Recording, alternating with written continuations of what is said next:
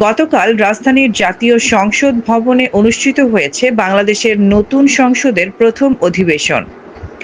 রাষ্ট্রপতি মোহাম্মদ শাহাবুদ্দিনের ভাষণের মধ্য দিয়ে শুরু হয়েছে ত্রয়োদশ জাতীয় সংসদের আনুষ্ঠানিক কার্যক্রম। নতুন সংসদের প্রথম অধিবেশনকে ঘিরে রাজনৈতিক অঙ্গনে তৈরি হয়েছে ব্যাপক আলোচনা ও প্রত্যাশা। রাজধানীর জাতীয় সংসদ ভবনে সকাল থেকেই ছিল বাড়তি নিরাপত্তা এবং রাজনৈতিক কর্মব্যস্ততা। নবনির্বাচিত সংসদ সদস্যরা একে একে উপস্থিত হন সংসদ ভবনে। এদিন অনুষ্ঠিত হয় ত্রয়োদশ জাতীয় সংসদের প্রথম অধিবেশন। সংবিধান অনুযায়ী নতুন সংসদের প্রথম অধিবেশন শুরু হয় রাষ্ট্রপতির ভাষণের মাধ্যমে। রাষ্ট্রপতি মোহাম্মদ শাহাবুদ্দিন তার ভাষণে দেশের বর্তমান রাজনৈতিক পরিস্থিতি, অর্থনৈতিক চ্যালেঞ্জ, উন্নয়ন পরিকল্পনা এবং ভবিষ্যৎ রাষ্ট্র পরিচালনার নীতিমালা তুলে ধরেন। তিনি বলেন, ত্রয়োদশ জাতীয় সংসদের এই উদ্বোধনী অধিবেশনে বাংলাদেশের ইতিহাসের এক ঐতিহাসিক মুহূর্ত। হাজারো শহীদের রক্তের সিঁড়ি বেয়ে দীর্ঘ ১.৫ দশকের ফ্যাসিবাদী শাসনের অবসানের পর একটি শান্তিপূর্ণ, অবাধ, সুষ্ঠু ও নিরপেক্ষ নির্বাচনের মাধ্যমে নির্বাচিত প্রতিনিধিদের নিয়ে এই মহান জাতীয় সংসদের যাত্রা শুরু হয়েছে। ত্রয়োদশ জাতীয় সংসদ নির্বাচনে অংশগ্রহণকারী সকল রাজনৈতিক দল এবং এই নির্বাচন আয়োজনের সঙ্গে সংশ্লিষ্ট সকলের প্রতি আন্তরিক অভিনন্দন। অবাধ, সুষ্ঠু সংসদ হলো জনগণের আশা আকাঙ্ক্ষার প্রতিফলন। জনগণের কল্যাণ ও উন্নয়নের জন্য সংসদ সদস্যদের দায়িত্বশীল ভূমিকা পালন করতে হবে। গণতন্ত্রকে আরও শক্তিশালী করতে সংসদকে কার্যকরভাবে পরিচালনা করা অত্যন্ত জরুরি। দেশের উন্নয়ন এবং জনগণের কল্যাণ নিশ্চিত করতে সবাইকে একসঙ্গে কাজ করতে হবে। সংসদের প্রথম অধিবেশনে সাধারণত কয়েকটি গুরুত্বপূর্ণ সাংবিধানিক কার্যক্রম সম্পন্ন করা হয়। এর মধ্যে রয়েছে সংসদের আনুষ্ঠানিক কার্যক্রম শুরু, স্পিকার ও ডেপুটি স্পিকার নির্বাচনের প্রস্তুতি, রাষ্ট্রপতির ভাষণ, ভবিষ্যৎ আইন প্রণয়নের রূপরেখা নির্ধারণ। এই অধিবেশনের মাধ্যমে শুরু হয় সংসদের নিয়মিত আইন প্রণয়ন ও নীতি নির্ধারণ কার্যক্রম। রাজনৈতিক বিশ্লেষকদের মতে নতুন সংসদের সামনে রয়েছে বেশ কিছু গুরুত্বপূর্ণ চ্যালেঞ্জ। এর মধ্যে রয়েছে অর্থনৈতিক স্থিতিশীলতা বজায় রাখা, রাজনৈতিক ঐকমত্য প্রতিষ্ঠা, প্রশাসনিক সংস্কার, উন্নয়ন কার্যক্রমকে আরও গতিশীল করা। বিশ্লেষকরা মনে করেন সংসদে গঠনমূলক আলোচনা ও বিতর্কের মাধ্যমে এসব চ্যালেঞ্জ মোকাবেলা করা সম্ভব। সংসদ একটি দেশের গণতান্ত্রিক ব্যবস্থার মূল কেন্দ্র। এখানে যদি গঠনমূলক আলোচনা হয় তাহলে দেশের বড় বড় সমস্যার সমাধান করা সম্ভব।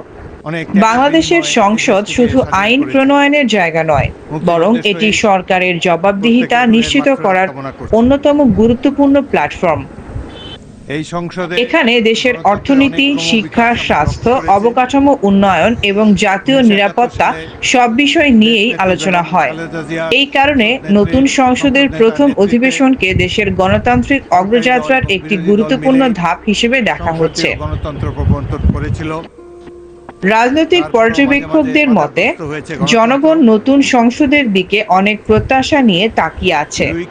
তারা আশা করছেন সংসদ সদস্যরা দলীয় রাজনীতির বাইরে গিয়ে দেশের সার্বিক উন্নয়ন এবং জনগণের কল্যাণে কাজ করবেন। ত্রয়োদশ জাতীয় সংসদের প্রথম অধিবেশনের মধ্য দিয়ে শুরু হলো বাংলাদেশের নতুন রাজনৈতিক অধ্যায়। এখন দেখার বিষয় আগামী দিনগুলোতে এই সংসদ দেশের উন্নয়ন, গণতন্ত্র এবং জনগণের প্রত্যাশা পূরণে কতটা কার্যকর ভূমিকা রাখতে পারে। গণতন্ত্রকে হত্যা করা হয়েছিল, গণতন্ত্রের কবর রচনা করে একদলীয় শাসন ব্যবস্থা প্রবর্তন করা হয়েছিল। পরবর্তীতেও স্বৈর শাসকদের আগমন হয়েছে, কিন্তু বাংলাদেশের লড়াকু জনগণ প্রত্যেকটি স্বৈর শাসকের বিরুদ্ধে আমরণ সংগ্রাম করে গণতন্ত্রকে পতাকাকে সমুন্নত রেখেছেন।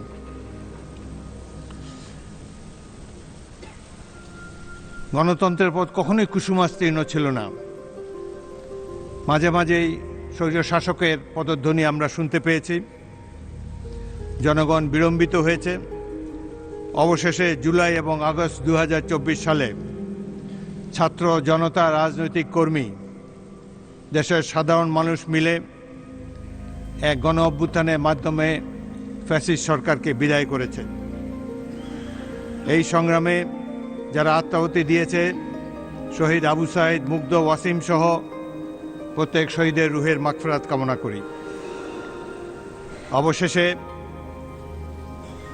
এ মাসেরই 12 তারিখে একটি সুষ্ঠু নির্বাচন, নিরপেক্ষ নির্বাচন আমরা দেখতে পেয়েছি।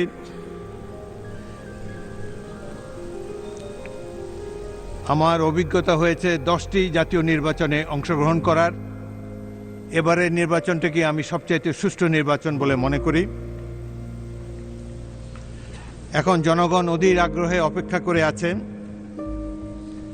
এই ত্রয়োদশ সংসদের কার্যক্রম দেখার জন্যে। প্রতিটি নির্বাচনী ওয়াদা পালন আজ প্রত্যেক জাতীয় সংসদ সদস্যের প্রাথমিক দায়িত্ব।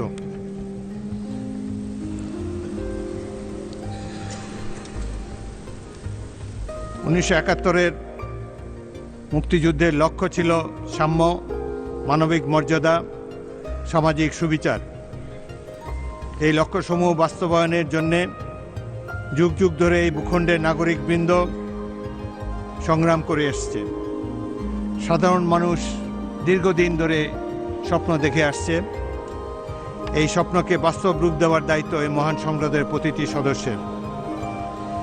গণতন্ত্র, সংখ্যাগরিষ্ঠের শাসন ব্যবস্থা, সরকার এবং বিরোধী দল উভয় পক্ষই জাতীয় স্বার্থে ঐক্যবদ্ধ হয়ে জনতার স্বপ্ন বাস্তবায়নের জন্যে সর্বাত্মক উদ্যোগ গ্রহণ করবেন, এই আশাবাদ আপনাদের সামনে বিনীতভাবে ব্যক্ত করছি। বিরোধী দল যাতে এই সংসদে কার্যকর ভূমিকা পালন করতে পারে সেজন্য আমি সর্বদাই সচেষ্ট থাকব। ইতিমধ্যেই আমি নিরপেক্ষতার খাতিরে বাংলাদেশ জাতীয়তাবাদী দলের স্থায়ী কমিটির সদস্য পদ থেকে পদত্যাগ করেছি।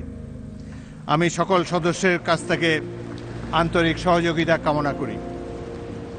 আজকের জাতীয় সংসদ হবে সকল রাজনৈতিক কর্ম এবং রাজনৈতিক এবং প্রশাসনিক কর্মকাণ্ডের প্রাণকেন্দ্র। জাতীয় স্বার্থকে দলীয় স্বার্থের উপরে স্থান দেওয়ার জন্য আমরা শপথবদ্ধ। সবার আগে বাংলাদেশ, এই হোক আমাদের মূল মন্ত্র। মাননীয় সদস্যবৃন্দ, আপনাদেরকে আবারও আন্তরিক ধন্যবাদ ও কৃতজ্ঞতা জানাচ্ছি। বাংলাদেশ জিন্দাবাদ।